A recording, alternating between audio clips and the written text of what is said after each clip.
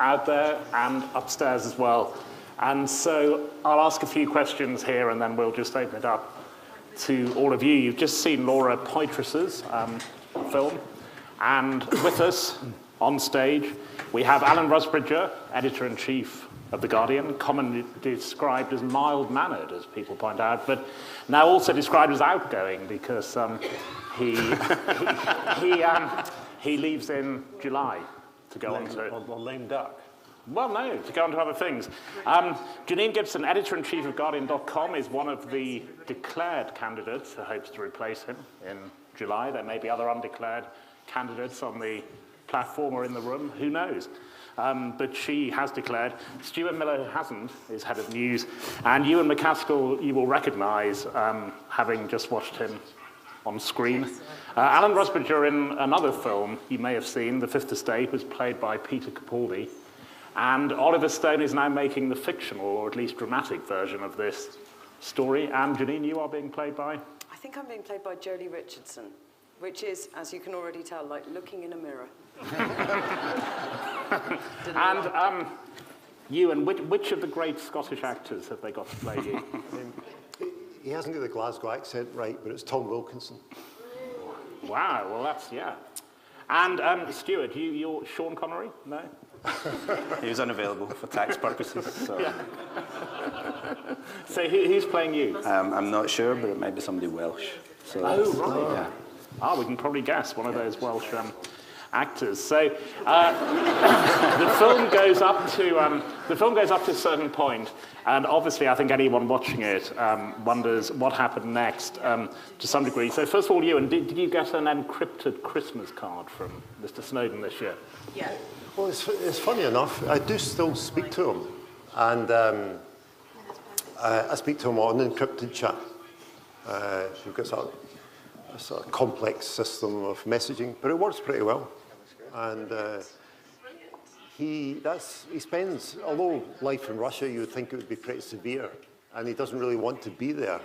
And his life's not that different. When he was in the States, he lived a sort of virtual existence, online, talking to friends, and he does much the same. He sits up till early hours of the morning, and you're talking to campaigners and sympathisers, and he watches everything. He knows about Rifkind standing down and the IPT report, and he'll probably watching this as well. I say, he could be watching now, yeah. And it appeared on the film that it would be quite easy to work out where he is in Moscow, but is it? Myself and Alan went to Moscow last summer, and we met him in the hotel, and there was elaborate procedures for where we would meet him, and it was in doubt until the last half hour. But we never discovered where he came from or where he went to after he left. And the film it has a thriller element, but also it's biographically very strong because of the fascination of this character and why he did what he did. And you've also met Julian Assange, who's in the same area. I'm just interested because it's part of your job to assess people. And what did you make of him?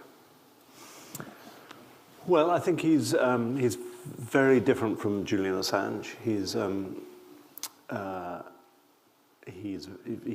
very measured. We had this question when we went there. We knew we would have about 6.5, 7 hours with him, and you and I had a discussion to begin with whether it would be better to have an hour of filming and 5 hours of discussion, or whether it would be better to film him for 5 hours and have an hour of sort of off-the-record chat at the end. And we went for the 5 hours of filming, which is that would be quite an ordeal for anybody, I think, to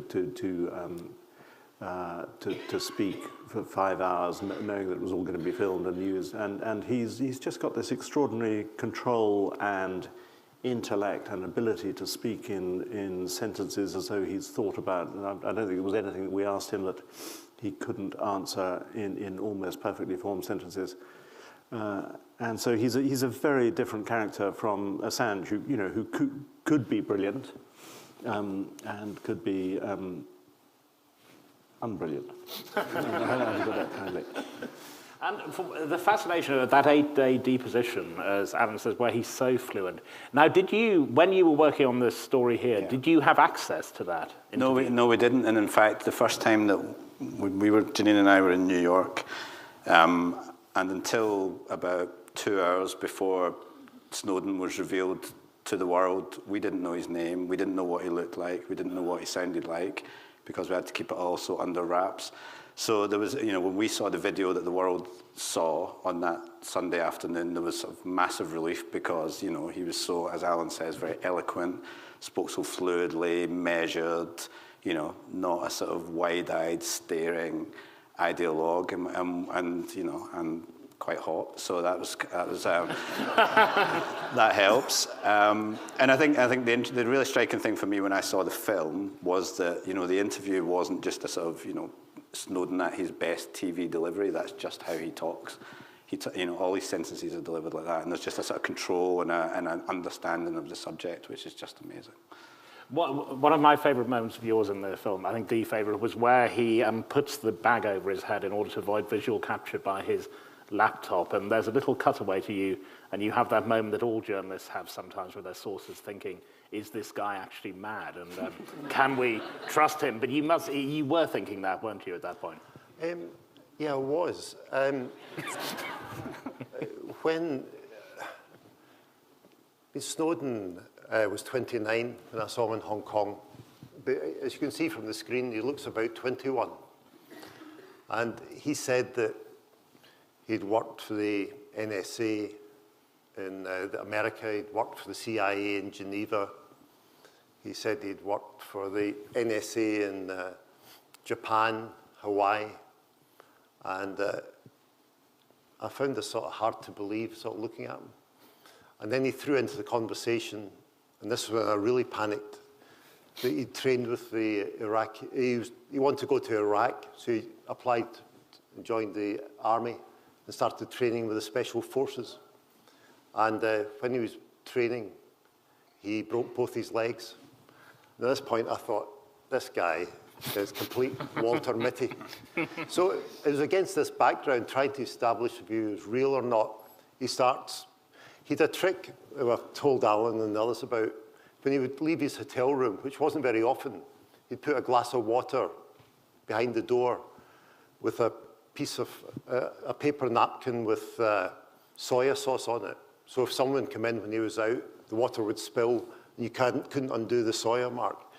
So all these things were going on. So when he reached the point where he pulls the red mantle over his head, well, that just sort of, because at the time I didn't understand why he was doing it. And later, I think I asked him why he was doing it, and he said it was possible there was a camera hidden in the room, and they would have seen him putting his password into his computer, or somebody could be filming from outside the window, or apparently just sort of listening to the chatter, you could pick up the keys. So, and all the broken legs and everything, does that, as it were, stand up? It does, yeah, that's the astonishing thing. Right. He did do all these things, right. Yeah. Oh. And the thing that journalism students will obviously study for a long time is the ethical question, which is that amazing moment where he says, it's my intention, you pin a target to my back, you nail me to a cross, I know what's going to happen and I don't care. Now, this is really for the editors around the table. Do you still have to worry ethically, even if someone has said, I don't care what's going to happen to me? Alan? Well, Janine, you answer that first. Yeah. Well, I mean, the strange thing about our relationship with the source was it was necessarily remote. You know, we saw the material because Glenn brought it to New York and showed us the sort of the sample material, if you like, which was the presentation that was the PRISM story and a few other documents. And it was on that basis that we sent Glenn and Ewan and Laura to Hong Kong. But we never, as Stuart said, we didn't know who the source was. You know, at the point where we put them on a plane, we knew we wouldn't be able to talk to them, that every communication would have to be very coded or encrypted, and that you were basically sending them to verify the source, that the material was either the biggest national security leak in a generation, if ever, or a massive hoax that would make the Hitler Diaries sort of slightly pale. And so you're putting in an awful lot of faith in Ewan McCaskill at that point. Thank God he was there. And really, the same was true of our relationship to the source. You know, for all the time that we were publishing the stories and analysing the material and, you know, working with the lawyers and talking to the government, we were relying entirely on Ewan and Glenn to be talking to the source. And my duty of care to the source, I thought, came via them. So I was hearing, often via very convoluted, encrypted chat. I mean, it looks quite good on the screen. It looks really fast. And, oh, you say something and they type back and you're having a conversation. It's not like that at all. The connection drops. Glenn talks on chat in what can only be described as a fiery bark of monosyllabic something. Same as real life. Yeah, well, sort of real life, yeah, apart from when he's got the dogs. But you don't sort of, so you're really, you know, it came back to us as he doesn't really want us to know what his plans are. He doesn't want us to feel responsible for him. He wants us to focus. I think there's a bit in the film where he talks about not wanting to make the decision about what to publish, that he has a sort of slightly idealised version of the media's role. And it makes you want to do the right thing by him and make good decisions. But what he didn't seem to want us to do was to be concerned about him, that he was always going to go public, that was always going to be the thing. And that, so it sort of, you know, you did all of that, really, didn't you, with him? Did you worry about him, Ewan? You felt very fatherly towards him. I did. I've got 3 sons, so they were roughly Snowden's age, so I did feel that. I felt for his father. I thought, if that was me, I wouldn't like one of my own kids to be in that predicament, because we all thought he was going to jail for life, and you know, that was the likeliest outcome. The one regret I have about Hong Kong is, you know, for a while afterwards, I thought we didn't look after him well enough, and I discussed with both Janine and Alan at the time, before he went into hiding, what can we do for him? And we discussed paying his hotel bills, maybe legal bills. And then in Hong Kong, we thought he was going to fight extradition in Hong Kong. And I left Hong Kong and thought, that's it. And when WikiLeaks organised his flight to Latin America via Moscow, I thought at the time that WikiLeaks had made a major blunder, and it was a huge mistake. But now, that sense of guilt is gone, because by accident or design, he's ended up in the one place in the world where he's safe. If he'd ended up in Latin America, there'd have been a CIA hit squad in there and snatched him, or there'd have been pressure, diplomatic or economic pressure on Venezuela or Ecuador. The Chinese didn't want him. They wouldn't have allowed him over the border from Hong Kong into China. So the one place in the world, by default, he's ended up where he's safe. I think the thing about Snowden was, all you can do with a source is be transparent and to sort of say, okay, by talking to us, here are the things that might happen, and here are the things we might be able to do to protect you, but in this world, there's not an awful lot. And it's very rare you would ever get a source coming in who knows more about encryption, who knows more about the organisation that they're up against, and who is better prepared than any journalist could ever be. And you know, you saw Glenn in the film saying to him, you know, you could go to prison for this. It's practically the first question Ewan asked him as well. And it was very clear from the start that that's what he was going to do, because he knew how it would unfold from there. And Alan, on that question, because I think Glenn was surprised, there was a 5 Live interview, I don't know if anyone here heard that, when his book came out, where I think he was surprised. The entire line of questioning from both the interviewer and people phoning up was, you have got the glory and this guy has lost his life. In effect, I mean, I think they said he was living in a dingy attic in Moscow. In fact, it looks rather pleasant on the film. But did you, it is something that you, and the others have all answered, but it's something you have to worry about.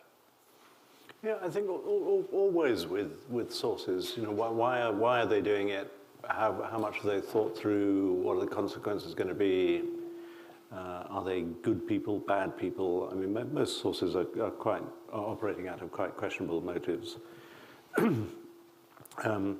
But I think, I mean, it was Janine's decision to send Ewan, and I mean, you could tell from Ewan's demeanour what the kind of guy he is. When all this was happening in America, we were giving a lot of TV interviews, and the only way I could describe him in shorthand was to refer to him as Scottish Presbyterian, which he, he slightly objects to because it's a long time since you've thought of yourself as a Scottish Presbyterian. But he's one of the most straight, unimpressible, experienced, all-round reporters in The Guardian. So having him as your proxy in the room, taking these decisions was incredibly important. I think if we hadn't had Ewan in the room, no disrespect to Glenn or Laura, but we didn't really know them so well, it might have been very different.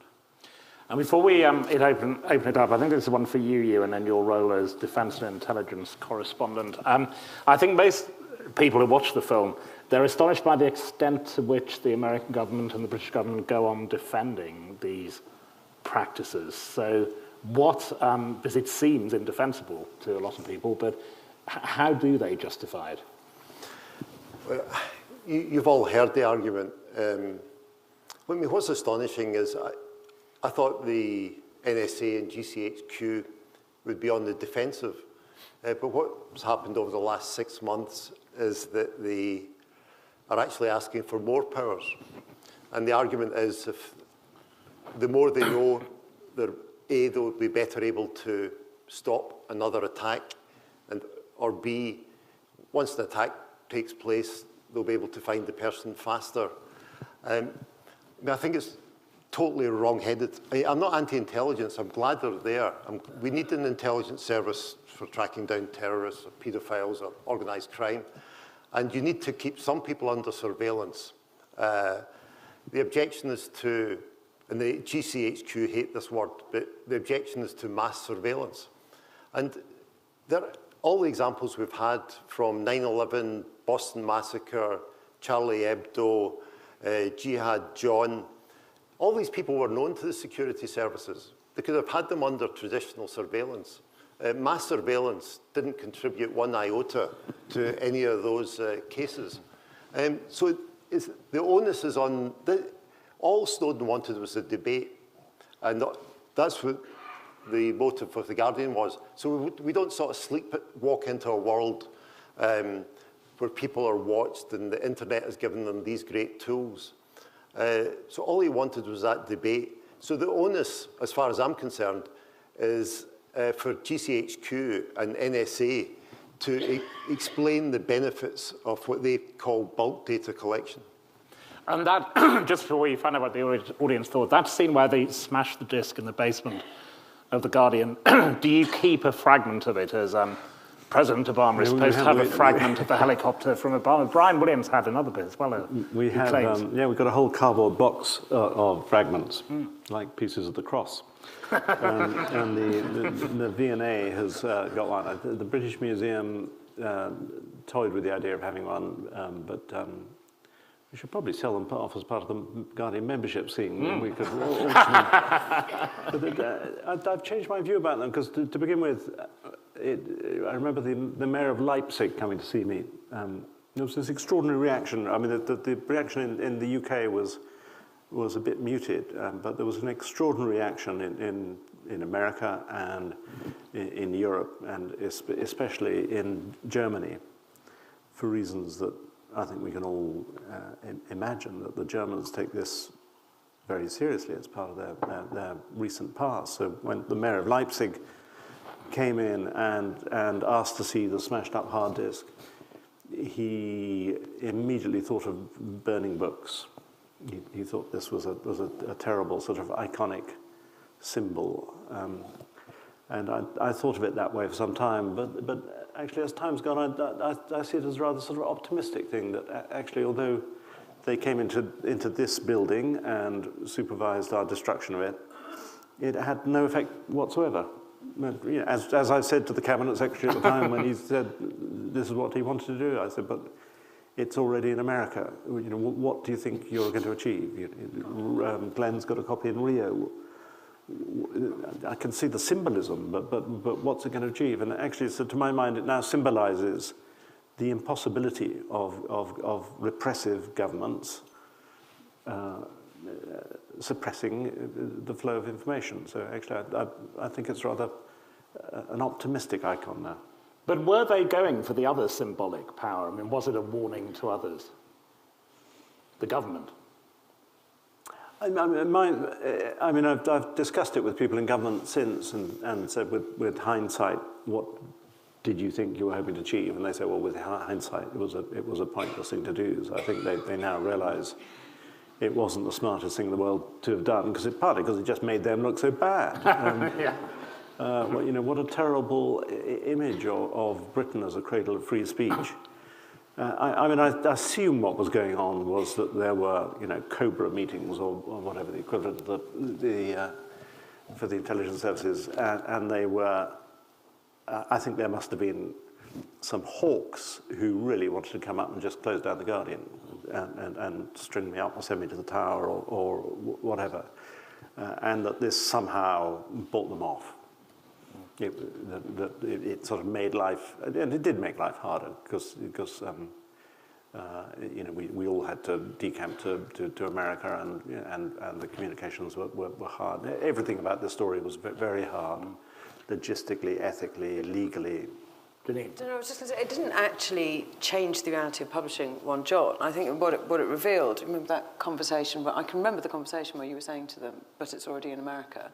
I can also remember a subsequent conversation where we were talking about publishing a story in partnership with the New York Times, because we were sort of forced into partnership with the New York Times, and we're very grateful for their support once they were housing the documents, where they said to us, well, does it have to, do you have to publish it at the same time? And we said, well, yes. And they said, well, what if you let them publish it first, just by a bit? At which point you sort of thought, actually, the only thing the UK establishment is interested in is slightly offshoring the problem. If they can go, well, it wasn't on our watch. And then somebody actually said, if it's on the New York Times website, can you read that here? This is the fundamental sort of dichotomy of the story, is that we're reading all these documents that show this enormous technological capacity, this sort of fearsome, sinister force that can take everything you do online, and at the same time you've got somebody on the end of the phone going, can you get that website here? Can you send me a link? And we'll probably find out from the audience, but it's quite hard to watch the film without becoming paranoid. So do you do all that stuff every time you leave a room? You put a glass of water with soy sauce I put the thing on my head. Yeah, thing over your head. Yeah, on Skype. Only use a mobile phone once. Yeah, it did make us very paranoid. The night we published the Verizon story, I had to we published the story, and then I had to leave and come back to the office. And in the hour and a half I was out of the office, our entire block in Broadway in Soho had been dug up, and they were laying new cables. Just standing there in the office looking out the window. I'm sure it was a coincidence. Which is exactly what Snowden says in the film, that they're digging up the road. No, it was extraordinary. His house. Workmen have never moved so fast. It was literally an hour and a half. And, it just makes you completely paranoid. We would get cabs, and the cab driver would say things like, you'd say, how much is that? And he says, how much do you usually pay? Okay.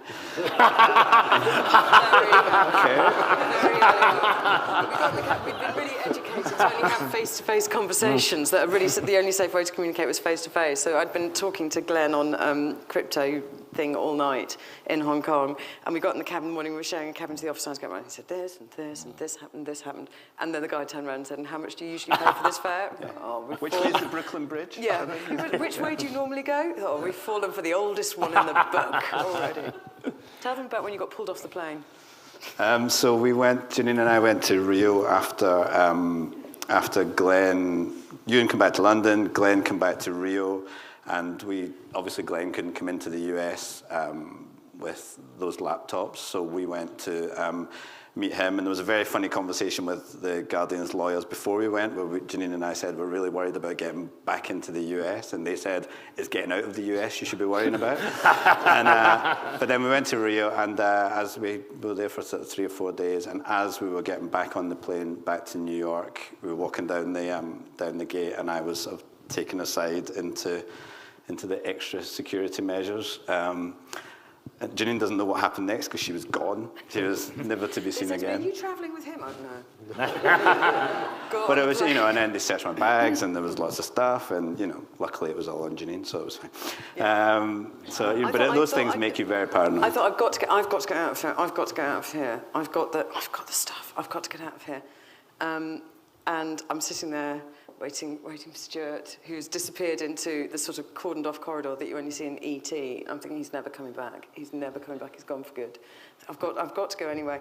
What can I do? What can I do at this point? I thought, I know, I'll compose a really impassioned tweet. Because we had been publishing at this point, saying that the Deputy Editor of Guardian US has been detained at Rio Airport. Once we've left the runway is when I'll do that. I thought that would probably see you right. You'd be fine. You'd be fine. Okay, we've got microphones downstairs and upstairs. I can see upstairs, so we'll start down here. Who would like to start? Yes, a hand has gone up in the middle. Black-clad hand, I think. Yeah. So if we go on there. And then so we can do as many as possible. If anyone wants to call for the other microphone, we can do that. Thanks. Hi. Great evening so far. My question is about the release of this. I heard it was clearly not on general release. It's not in all the cinemas. It's not easy to find. Is it true that there have been heavy restrictions on getting this out? And the TV version of it, how edited was it? Well, the TV version is available for 2 more days on 4 on demand, and then it will go, after that it will go, will it be permanently or not on 4AD? I don't think so. I think it's just there for 7 days. Yeah, so it's there for 2 more days there, so you can get that. And is that different? Does anyone know, the TV version? Yeah. Thank God. You've got anyone from BritDoc? Are you from BritDoc? Hi, I'm Luke from BritDoc, the distributor. So yeah, it is on 4D for 2 more days, and will be on iTunes in late April. It's not a different version. The version on 4D is the same as the theatrical one. Were there problems with the release? Was it a limited release? It wasn't so limited for a documentary. No, it's doing quite well, and it's still in the ICA cinema in London. Okay, and yes, if we could get we're just bringing down, this is the streaming, yeah, if you can wait till you get the microphone, thanks. Just 2 very quick questions. One is to Alan. Alan, we know the kind of things that happened after the story was published. Before it was published, what sort of pressure was the Guardian under? Were you getting calls from government, ministers? What sort of pressure did you face? And did you succumb to any of that pressure at all by not publishing any particular part of the story? And secondly, I wondered, you speak to him quite regularly, to Edward Snowden. What's life like for him in Moscow? I mean, what does he plan to do after this? Does he go to work? Does he go to the gym? What does he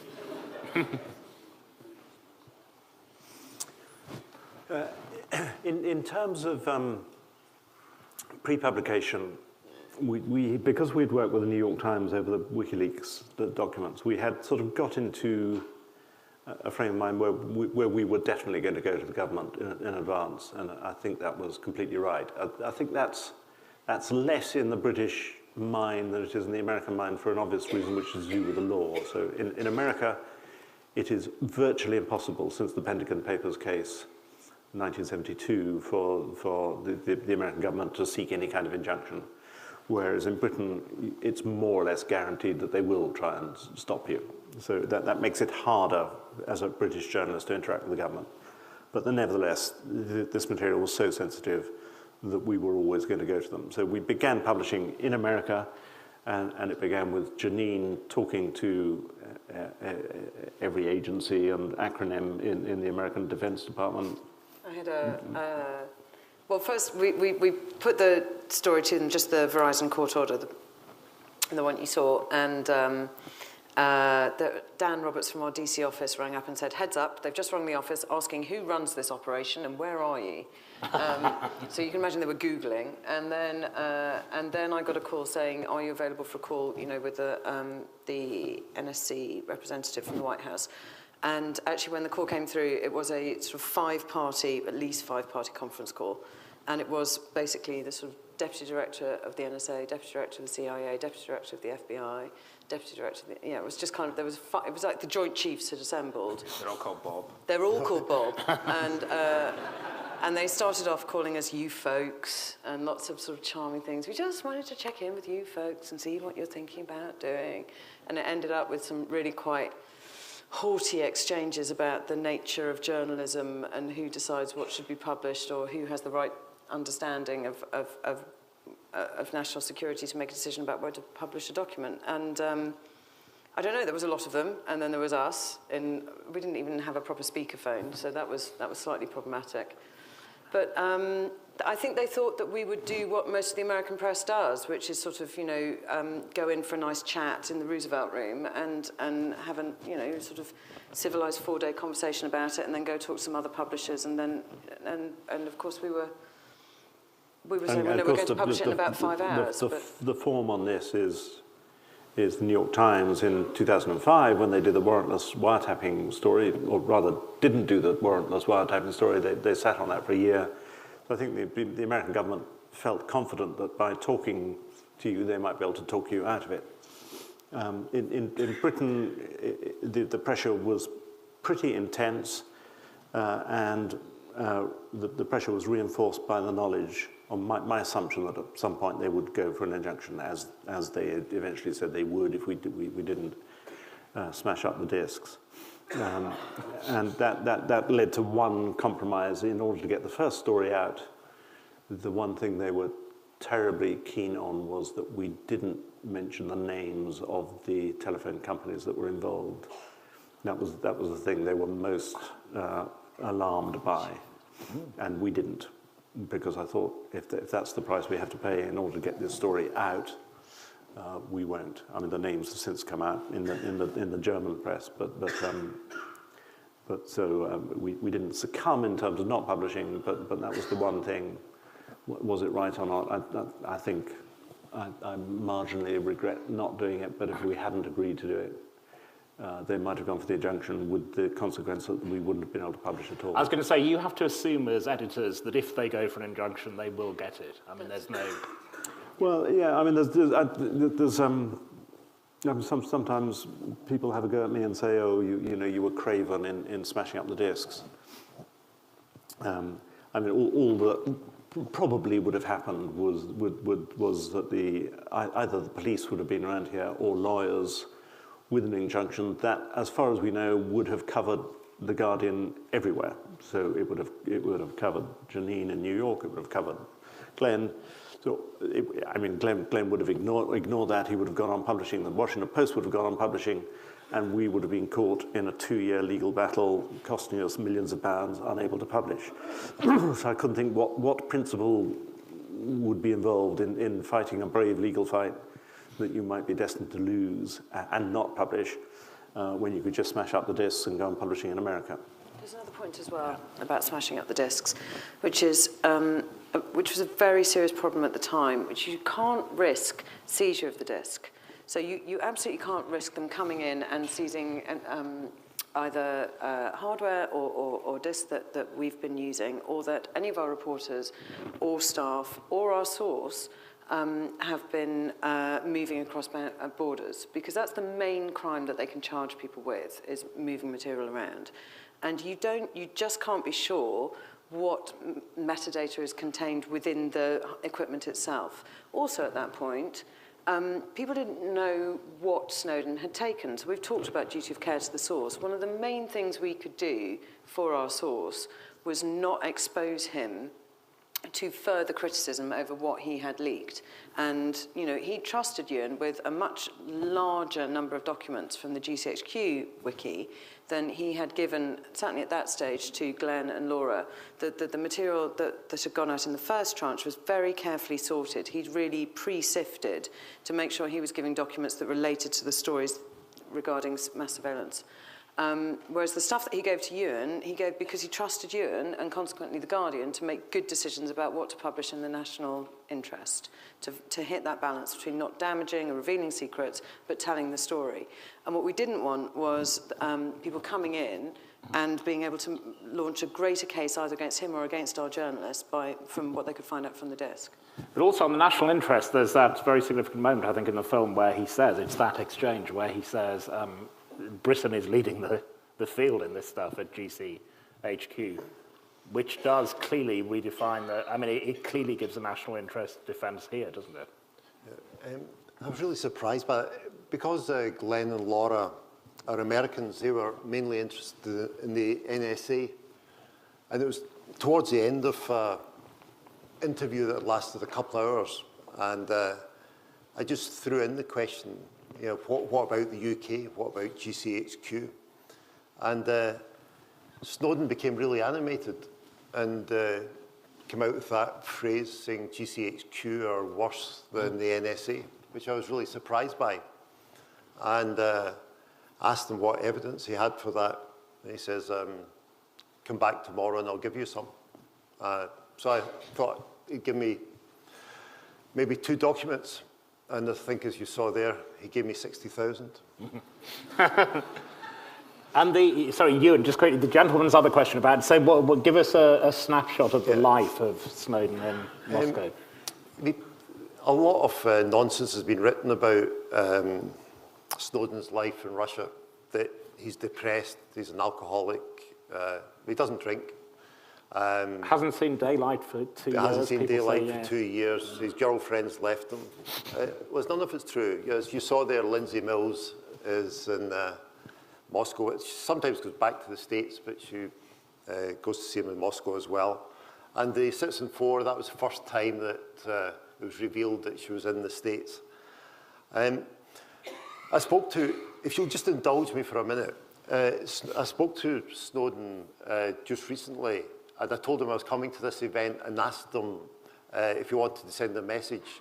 It's only 2 paragraphs, and I'm crap at reading things out, but I'll read it anyway. I said, the people coming to this event are Guardian readers, so you could address it to Guardian readers. But what he's done is, it sounds like a press release for the Guardian. But is it unencrypted? No. It's all ones and zeros. I've decrypted it. Free societies depend on an adversarial press, one that understands its core mission is to expose abuses of authority. Without the remarkable work of brave and talented journalists, including those at The Guardian, we would today still be ignorant of the reality of mass surveillance and the threat it poses to our democracies. Citizen 4 is a film about the fourth estate, and I hope we never forget that whether you're a newsreader or a newsmaker, every free society is founded on the willingness of its citizens to speak truth to power, even in the face of great risks.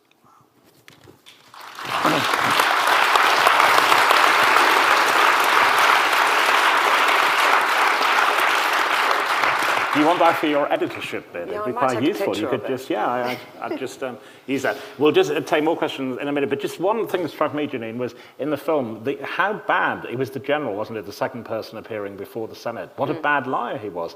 He does every possible tell for lying, if you've read. It's astonishing. He daren't look them in the eye, and then he tries to cover up his face. I was surprised by quite how nervous he was. Yeah, I suppose they don't want to be dragged into the light, do they? And the NSA had survived with an extraordinary little scrutiny for a very long time. They weren't talked about, and when they were talked about, they were talked about in wholly reverent terms. So extreme was the reverence for the NSA, especially after 9/11, which you can understand. That a feature was done in Wired magazine, looking around their new offices, which are roughly the size of a state. They're massive, massive complex. And you can see these pictures, they're still online. And it showed the control room, the information control room that they have, which has been built to replicate the control room of the Starship Enterprise. That isn't a joke. He had the set designers in, from Hollywood, and he said, build me the information dominance room. It's going to look like the Starship Enterprise, and I will have the captain's chair in the middle of it. And so that when the senators and the congressmen and everybody comes around to talk about funding, I'll say, would you like to sit in the captain's chair in the information dominance room? And it'll be like being on the Starship Enterprise. And I mean, we were all laughing because we're a bit British, but that works. You know, that works.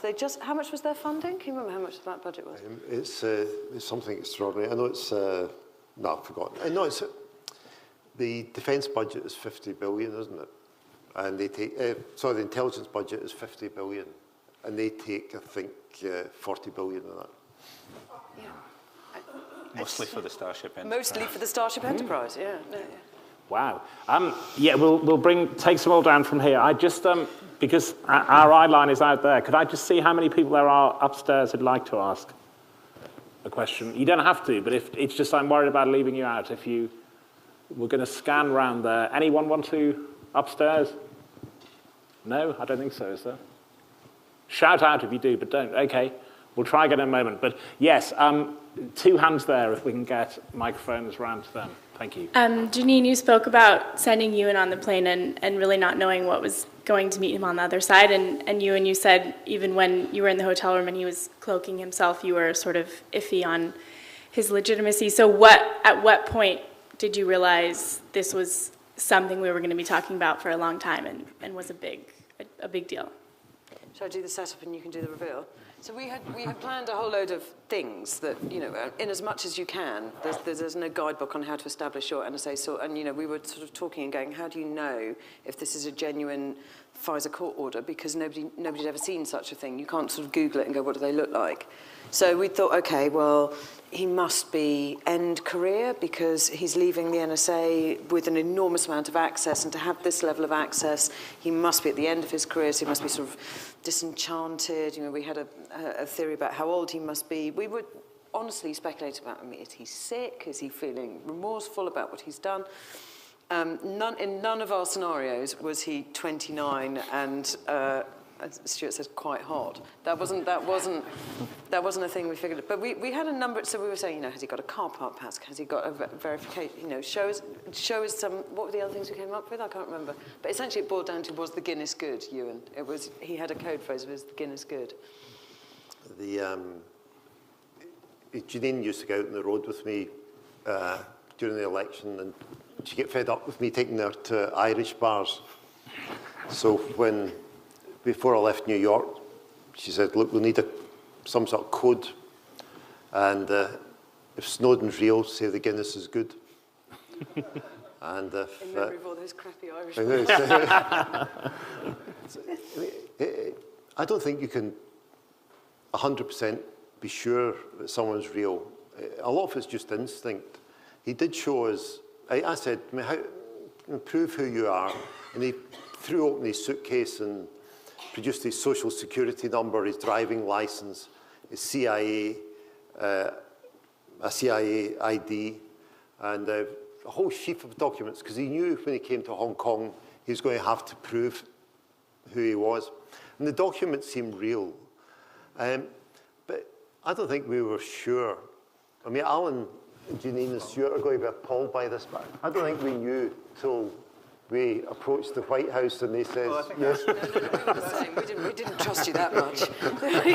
You don't stop at just asking the source, well, are you real, yes or no? And you look at the documents, and I remember you saying, nobody could produce that number and that variety of documents in a hoax. But the point where I think we sort of knew is when we went to, we put this first story to Verizon, and we knew that if it was real, then they wouldn't be allowed to say anything. And if they come back and said, no, that's not right, then we should take them at their word.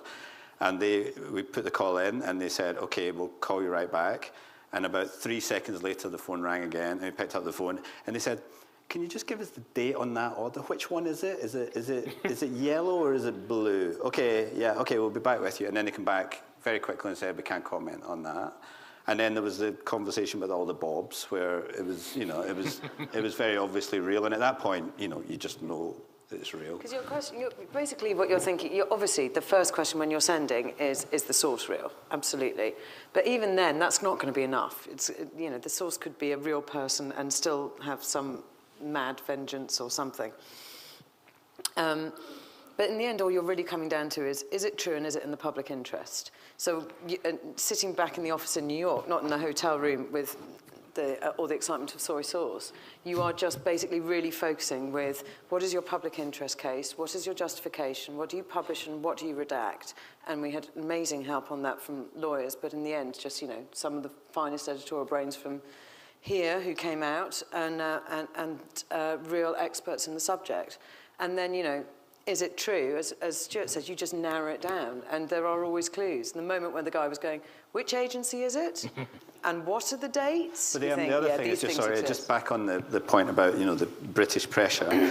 No sooner had we put the phone down on the Bobs than we had a phone call from Paul Johnson, who's a deputy editor here in London, saying the MI5 had already been on the phone to London, saying that the New York office were in danger of getting the Guardian into a bit of trouble, and could we have a sort of think about what we were doing? And when those wheels start to turn, you just know it's going to. There's also another area, though, that you mentioned the Hitler Diaries earlier, Janine. Robert Harris, in his book on the Hitler Diaries, writes about the risk for journalists is that you want to believe it, and there even comes a point where you need to believe it because you're thinking, you just want the story. I mean, you have to be wary of that, haven't you? We're really, really aware of that. And, you know, when you look at that, this was the first day we saw the material when Glenn brought it to the New York office. And our New York office is tiny, you know, we're a tiny little new subsidiary in a loft in Soho. And we're sitting on a sort of, you know, not very auspicious grey sofa in a tiny room. Which, as I say, we didn't even have a speakerphone. And we're all huddled up reading this stuff on an air-gap computer, which basically means a brand new computer that's never been on the internet, that we'd sent, you know, somebody to go and buy for the least possible amount of money in cash from Best Buy. So this is, you know, this is not this is not the Starship Enterprise. This is the opposite of that. And we're sitting there and looking at it, and if you've seen those slides, you know, even the PowerPoint looks like it's been created by a not very adept 8-year-old. It's the sort of thing I would do. Oh, there's a triangle, and that represents the internet. And you're sort of looking at going, well, I mean, it does appear to represent total domination of the internet, but not very sophisticatedly. So there's not, it could all the time. So you are very, very aware right from the top that this is not, you know, you mustn't will it into being. You don't send Ewan if your aim is to believe the story. You right, send him, you send Ewan if you really want to be be Scottish Presbyterian. Exactly, yeah. Ewan is the very definition of not impressed. And Alan, in thrillers such as State of Play, there's always a moment after the newspaper conference where one of the staff goes out and goes to the government or to the security services. Unlikely, probably, at the Guardian, but did you have to worry? I mean, was everyone on side always? About our own guy? Yeah. Well, when the cabinet secretary came into this building, I don't know if he was trying to spook us, but he wandered over to my window. My window looks out over the canal, and he looked at the housing over the road. There's a block of flats there, and he said, the Chinese will be in one of those flats. And then he said, and our guys will be in that flat over there. And then when the GCHQ guys came in, they said, why have you got a plastic cup on your table? I said, well, why shouldn't I have a plastic cup on my table? And they said, because the Russians will be over there. And they will, don't you know about how you can train a laser on a plastic cup and turn it into a microphone? Because a plastic cup vibrates more than a glass cup. God. And then the cabinet secretary said, you know, you will have Chinese spies certainly on the Guardian books. Well, if we haven't discovered them yet, unless Ewan wants to come to make up. So I don't know. I mean, who knows? I mean, we ended up working in a room here with security guards 24 hours outside. Nobody could get into the room without passing the security guards. Beyond the security guards, we had another member of staff before you could get into the room. So I think it would have been pretty hard, and there was always somebody in the room. It would have been pretty hard for a Chinese spy to have nicked in unnoticed. Yeah, and in the New York office, you know, at the start of it, there was Janine and me who knew about it, and then Ewan was put on a plane. And then this was, you know, bear in mind, as Janine said, this is a tiny office with quite a young staff, and everybody knew something was going on, but there was, you know, it was kept very tight, and then these people parachuted in from London, and still nobody even thought to ask a question about it because they knew it was off limits. There was a very patient person here who was waiting for... Yes, can we get a microphone around there? And then anyone further back? Yeah, there's somebody at the very back, if we could get the other microphone there, and then we'll go to the far corner. Yeah. Thank you. I found it very surprising that, actually, I don't find it surprising that the government kind of refused it, but at the same time, do you see some people in government, maybe in parliament, who actually are supportive of this cause? To have more privacy, to ultimately change this policy. And what do you see as crucial was crucial for mass surveillance to actually change maybe 5 or 10 years' time? And what is the crucial point to maybe tilt the public opinion, or is it somebody who is in position of power finally getting it that this is not the right way to do things? I've come to the conclusion that politicians find this subject almost impossible to talk about rationally. And you can completely understand that. But you talk to senior people on the Labour side, and they are just paranoid about being seen to be weak on security. So there are very few people on the Labour side who have said anything at all about this. They sometimes say things about oversight, but not much, actually. The Lib Dems were in government, and most politicians just don't want to touch it. It's too risky and toxic. So this balancing act that we give them and ask them to make this balancing act on our behalf is not really being done by politics. I think the ISC is not a sophisticated oversight body. I think the technology is not understood by most politicians. And so I think we have a real problem that what Snowden has done is to raise an enormous spread of, there's not one public interest here, there are numerous public interests which he's laid out in front of us. And I really struggle to see how politics is going to get to grips with this on our behalf, which raises the question, obviously, of who outside politics can help in this. But politics, I mean, I think it's particularly true in this country. I think German politics has coped with it better in the sense of aerating it, and American politics too. But I think that's one of the big issues that we have to somehow negotiate after the next Parliament, because they will be back. I mean, I thought the way, as Ewan said, you know, all the cases, Boston, Sydney, Copenhagen, London, Paris, all these were about people who were already on the radar. But within hours of Paris happening, David Cameron was coming out and saying, we need the Snoopers Charter back in order to look at everybody. And so they are just, you can just see this, it's going to be wave after wave of attempts to get this through on the back of terrorist outrages, because that is going to be the heightened atmosphere which will be more conducive to the arguments. And it's difficult to see where the civil liberties arguments are going to come from. Certainly not in mainstream politics. I think even in the US, where there was a much more vociferous debate, and where Congress did, there's the Fourth Amendment, which is against illegal search and seizure, and there was people on the Senate Intelligence Committee like Ron Wyden, who for years have been trying to sort of signal that this stuff was going on, but couldn't say it in public because of their position. And even though there was a bunch of senators and people in the House bought bills, even though eventually Obama came out and said, yes, we should end bulk collection of phone metadata, the sort of complex of the NSA, CIA intelligence community machine is so powerful and is so ingrained in American political culture that absolutely nothing has changed, even though a lot of Congress and the President has said it should change. Just last week, they reauthorized bulk surveillance for the 5th time running since we published the first story. So, I do think, though, I think there's one thing that might change the culture in the US. Rand Paul was, because it's a multi-party issue in the US. The only people that would really come out publicly for bulk surveillance were really right in the heart of the administration. And on either end of either party, there was a lot of voices against. And Rand Paul, who was one of the largest and most outspoken people against it, has started mentioning it as part of his campaign stand for Republican nomination. So, I'm looking forward to endorsing him. So, Ewan, yeah. Just one small point. I mean, it's not all gloom, apart from Rand Paul. I think as a result of Snowden and the debate, people are more conscious of surveillance than they once were.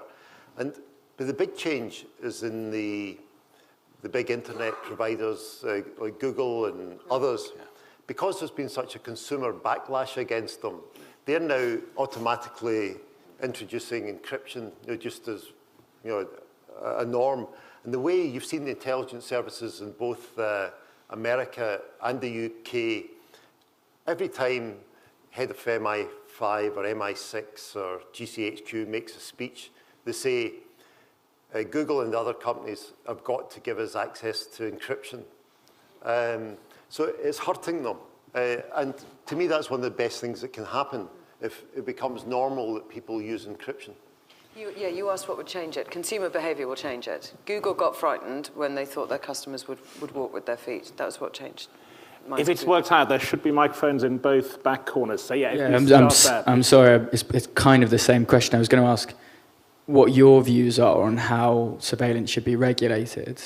But maybe to rephrase it, should the online world be treated like the offline world insofar as you can only start surveilling people if you have a good reason to, and if you acquire a warrant, and is it analogous in that sense, or is there something very different about the online world that means the rules have to be different?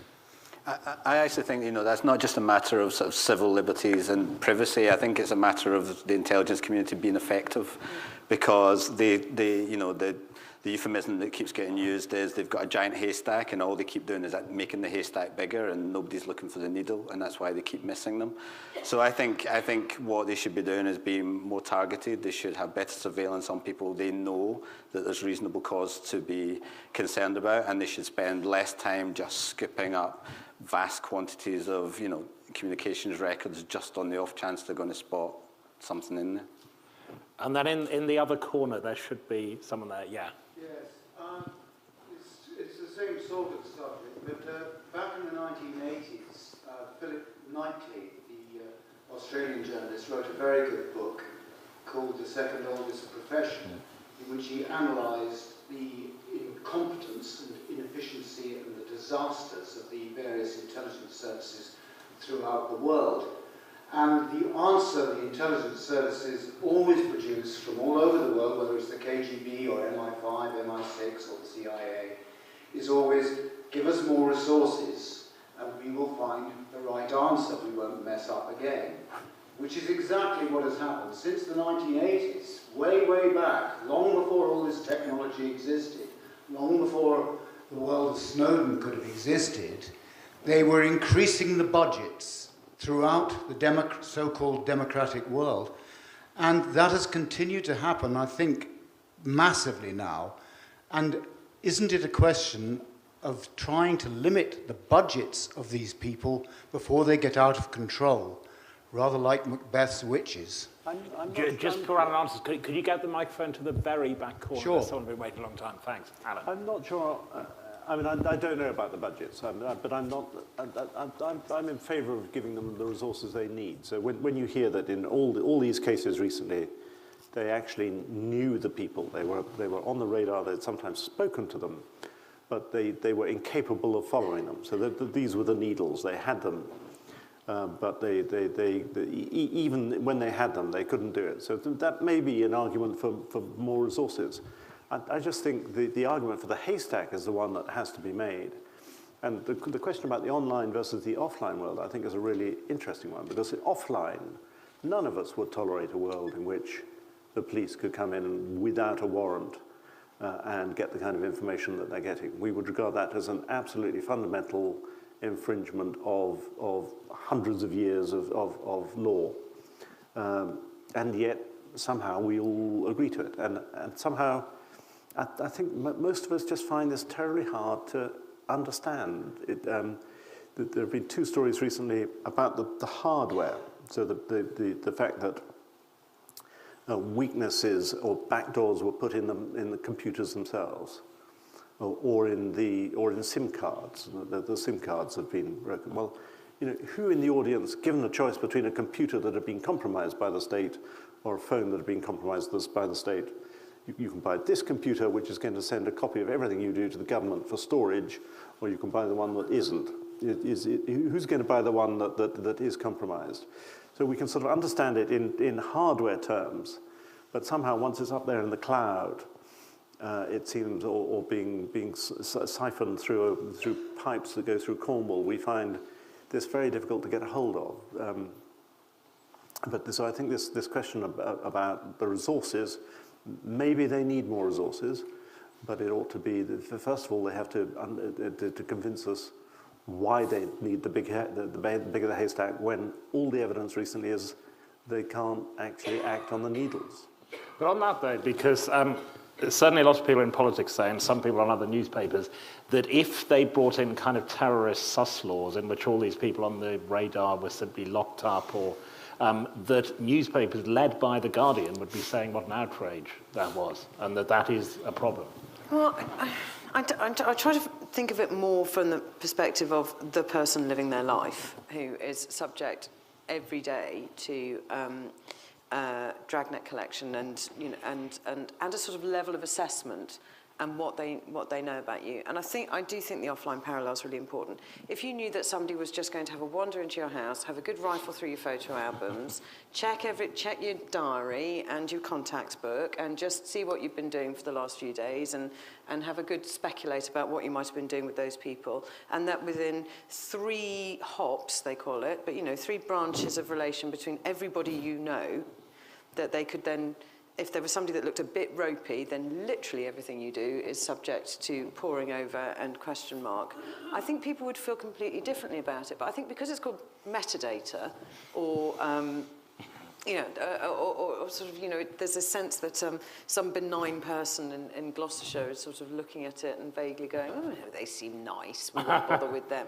And that's just not the reality of it. I think we would be absolutely outraged at the idea that we should all leave our front doors open and any member of anybody who's just on their first training day at GCHQ can have a good rifle round. And all the resources arguments that they make are all about more powers, more money to do more bulk surveillance. But at the same time, as they say, well, we can't possibly watch all these people because it takes, 30 to 50 people to have round-the-clock surveillance on somebody, and we just can't afford that. So this is the kind of cheap option. And the truth is that is the much more effective option, and it would have stopped, or at least given them a better chance of stopping almost all the plots that have happened recently. The fact is, it's not for us to decide what is the right level, clearly, and I think we resisted trying to do that the whole time we were doing the story, because all our job was to do was go, this is being done in your name to you, and you need to know that.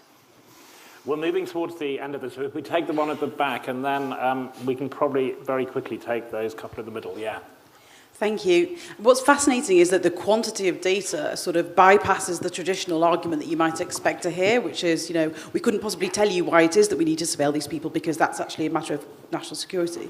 So that's almost sort of put away half of the debate that I suppose lots of people are interested in. I myself am very interested in that. But I was wondering, we've also not heard any sense of conspiracy or a whiff of it. And I wanted to ask, with the 60,000 documents that Ewan was given, have you gone through those? Have you got the desire to go through those? And do you suspect that there is an ulterior motive being billed as, well, we just couldn't possibly pay people to do this unless we just gathered everything on everybody? When you link your Oyster card to your credit card, has there been a whiff of that? That's what I'm interested in. You read them. Right at the outset, Snowden said, Snowden is a patriot. I know a lot of Americans would find that hard to believe. Including the president. Including the president. So when he came, he didn't want, he said to us, and he said to Alan, that he only wanted published documents that had a constitutional element to them about this broad debate about privacy and surveillance. He didn't want documents published that dealt with operational matters, the sort of nitty-gritty, day-to-day, targeting of suspected terrorists in Pakistan or Iraq, and people listening in Afghanistan. So there are a lot of documents as a journalist, as a reporter, I would have quite liked to have done. But Snowden and Alan laid down this dictum that we would not report operational matters. Because the Assange had been accused of putting people's lives at risk, hadn't he? Yeah. Yeah. I've never met Assange, and I've got no beef with him, and I'm grateful to him for bringing WikiLeaks to The Guardian. So I try to resist comparisons with Assange, but it is one of the major differences. Assange put the whole WikiLeaks cache out into the public, and Snowden has totally resisted that. The lady there, we're not going to get them. We'll try as many as we can. And I think, did somebody in front wanted? Yes, you start, and then we'll see where we go. Right. Good evening, everybody, and thank you so much for showing the movie. First of all, does anyone know how you get job with one of those surveillance companies? Because I think I could actually do with some surveying of my own, like few numbers and stuff. But some joke aside, actually my question is, if you are planning to do something that is not right, would you not encrypt your messages? Would you not actually do everything to hide yourself? I mean, you know, I send everything through openly, but probably so does everybody in this room, hopefully. But if you are hiding things, you know, if you have something to hide, you know, you wouldn't do it openly. So the whole purpose of this surveillance, and I believe the cost of actually containing all this information. Barack Obama says no, he's not, but journalists aren't supposed to have heroes, are they, Ewan, really? Someone said, you know, the last 18 months have been good for us. We've been awarded the Pulitzer Prize, you know, the first non-American publication ever to receive that. And Janine got an Emmy, and we all got an Emmy. We've all got an Emmy. One's Emmy's mine. And we've received countless other awards. Laura got an Oscar last week for Citizen 4. Glenn's written his book. And Snowden is in Russia. Although his life isn't that bad, I mean, it's better than being in life imprisonment in a supermax prison in Colorado. It's not what he would have chosen. He'd much rather be in Western Europe, and he'd much rather be in America. So Snowden is the one that paid the huge price for this. And he did it. He had a nice life. He was well paid, living in Hawaii. Prospects for promotion pretty good. And he gave it up because of a principle. He just felt that we're walking into a world, living in a world where the balance between privacy and surveillance has shifted too far, and that someone needed to bring it to public attention. So for me, there's no doubt he's anything other than a hero.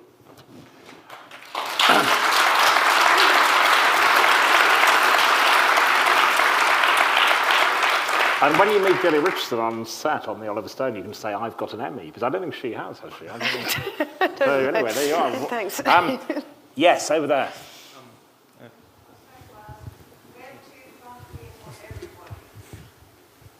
Sorry? Where to from here for everybody?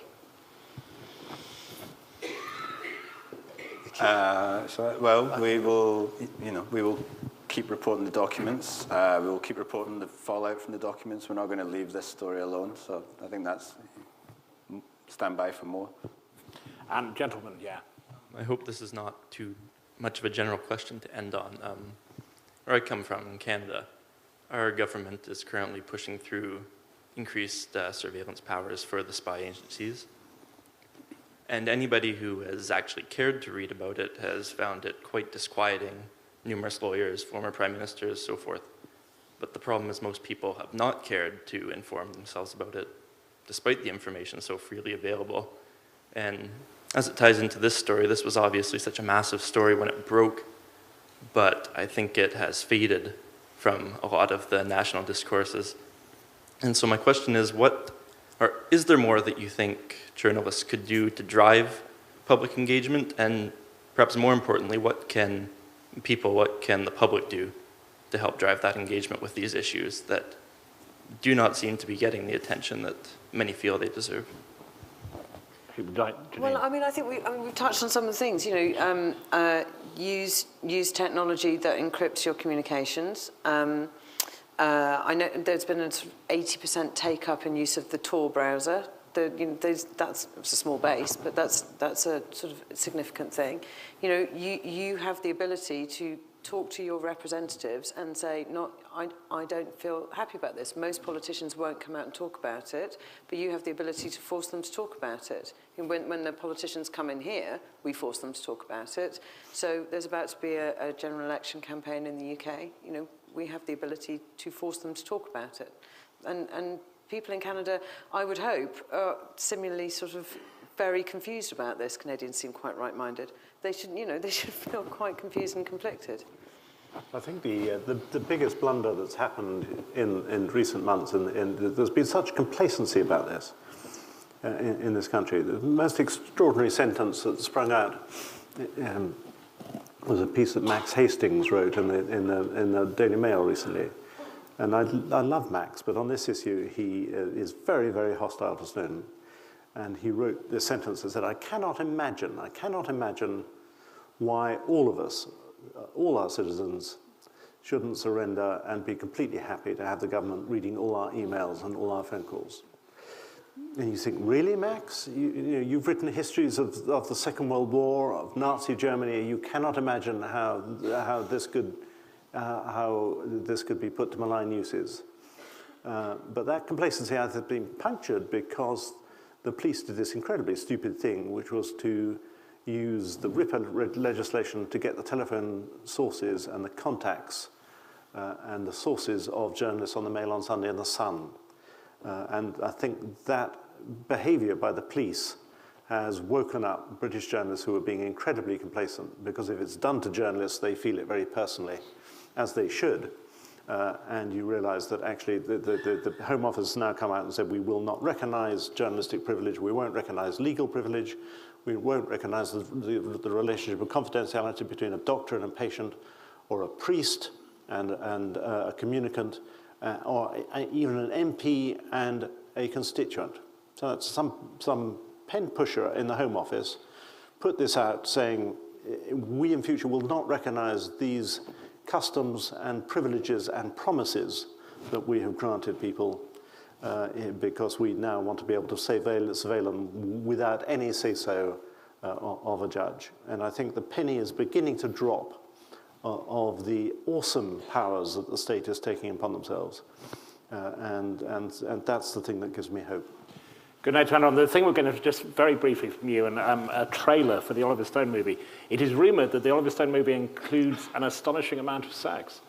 There's a scene where Tom Wilkinson says, I may be a Scottish Presbyterian, but... David, apparently there is quite a lot of sex in it.